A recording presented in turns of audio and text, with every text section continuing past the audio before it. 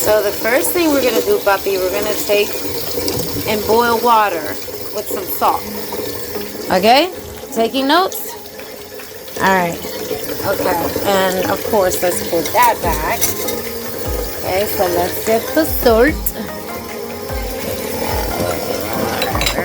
It's hiding all the way back here. Alright. Okay. There we go. Okie dokie. Alright, so we already peeled the potatoes here. It's one of those little crazy days. So I'm showing my son, Marcelo, how to make mashed potatoes. Alright. A little bit more. And I use faucet water because we boil this water. So this water is going to be super clean.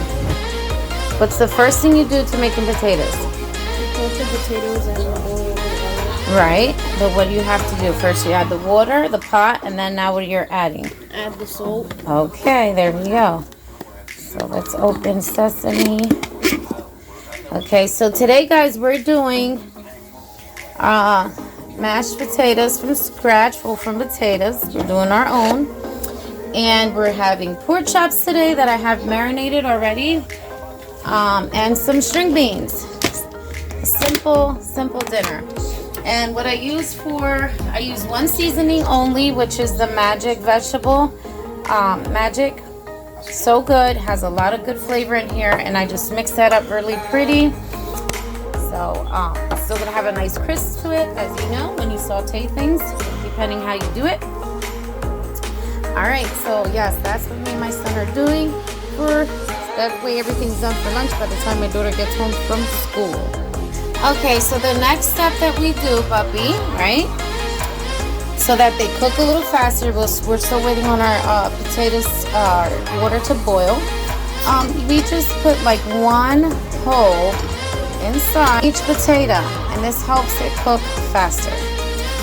So that's just to open up the potato a little bit. Okay, and I'm using one hand doing this. Out just a steak knife. That's a little trick to get your potatoes going when you're doing a mashed potato.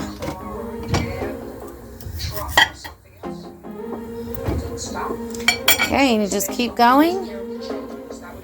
Okay, guys, so when it's in the boiling water, what I do is I add some black peppercorn from a grinder. Okay, so that's what I do. So that way it has that extra pepper flavor inside of it, depending if you're a pepper person. If you're not, add salt. And I do both of these once it's done, but I do add salt and pepper into my potatoes while they're cooking. And I also add in,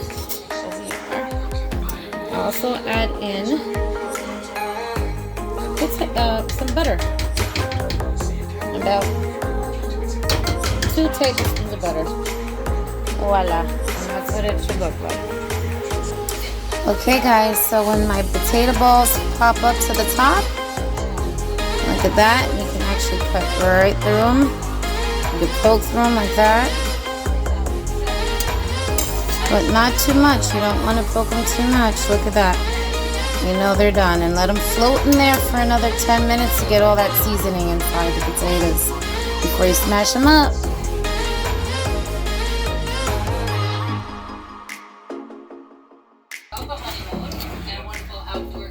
Okay, guys, so if you have a stick like this, or a shish kebab stick, or just a regular one of these sticks that I have a lot of stuff like this in my kitchen.